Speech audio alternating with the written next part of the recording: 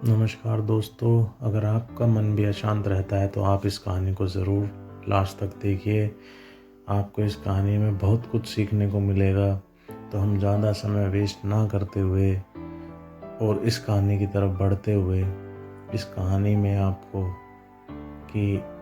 अपना गुस्सा, धैर्य कैसे शांत रखना है, किस हिसाब से आपको चलना है, उस बारे में ये कहानी आपको बहुत कुछ सिखाएगी।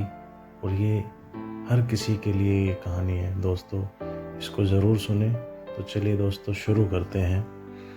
एक बार एक साधु बाबा अकेले ध्यान लगाना चाहते थे, पर परेशानी ये थी कि जिस जगह वो रहते थे वहाँ और भी लोग थे, जिनकी वजह से उन्हें एक शांत माहौल नहीं मिल पा रहा था। वो उस शोरगुल से बचने के लिए और ध्यान लगाने के लिए एक नदी की ओर चल गए। जब वो नदी के किनारे पर पहुँचे तो वहाँ भी बहुत से लोग थे। उन्होंने जो माहौल चाहिए था वो वहाँ भी नहीं मिला, और वो एक नाव पर सवार हुए और नदी के किनारे से बहुत दूर आ गए। कुछ दूर जाने के बाद उन्हें शांत माहौल मिल ही गया। उन्होंने वहाँ नाव रोक ली और ध्यान करने लगे। सब कुछ सही चल रहा था, लेकिन तभी उन्हें कुछ हलचल महसूस हुई। उन्हें लगा कि कोई और भी वहाँ आ गया और उनकी नाव को हिला रहा है, उस पर बार बार टक्कर मार रहा है। धीरे धीरे उन्हें गुस्सा आने लगा। उन्हें अपनी आंखें खोली और देखा कि सामने एक खाली नाव खड़ी है, जो बार बार पानी के बहाव के कारण उनकी नाव को टक्कर मार रही थी। अब उस नाव में कोई होता तो गुस्सा करते, पर अब क्या करें। तभी उन्हें इस बात का एहसास हुआ कि गुस्सा, डर, बेचैनी, अशांति, ये सब उनके अपने अंदर है। बाहर की नावें तो खाली हैं। उन्हें खुद को ठीक किया और वापस ध्यान में बैठ गए।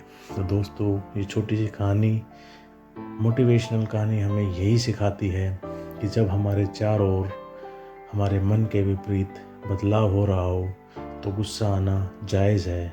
हमें चिंता भी होने लगती है, पर यहाँ समय होता है जब हमें उस बदलाव के साथ संतुलन बनाने की कोशिश करनी चाहिए।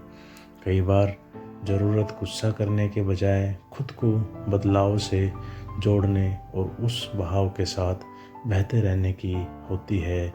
ऐसा कई बार होता है जब हम उन चीज़ों को कंट्रोल करने की कोशिश करते हैं जो हमारे हाथ में नहीं होती, तो हम बेवजह लोगों पर और अपनी परिस्थिति पर गुस्सा करने लगते हैं।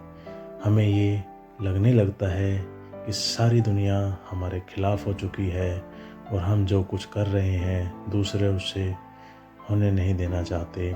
आपके साथ जब कभी भी ऐसा स्थिति आए तो ये ना सोचें कि आप इन चीज़ों से कैसे दूर भाग सकते हैं, बल्कि खुद को उन चीज़ों के अनुसार ढालने की कोशिश करें, क्योंकि कई चीज़ें ऐसी होती हैं जिनसे आप दूर नहीं जा सकते। अगर आप भीड़ में हैं तो उस भीड़ को आप दूर नहीं कर सकते, आपको उसी के अनुसार खुद को ढालना पड़ता है। इसलिए माहौल से आप दूर नहीं भाग सकते, उस माहौल में रहना सीखें। ऐसा करने से आपको ज़्यादा सुकून मिलेगा।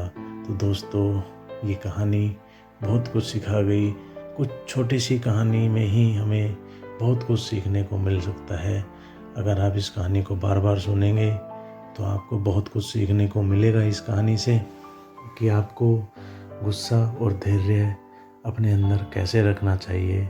हर माहौल में आपको अपने आप को ढालना आना चाहिए। तो दोस्तों, इसी के साथ अब हम विदा लेते हैं। नमस्कार दोस्तों, मिलते हैं नेक्स्ट वीडियो में।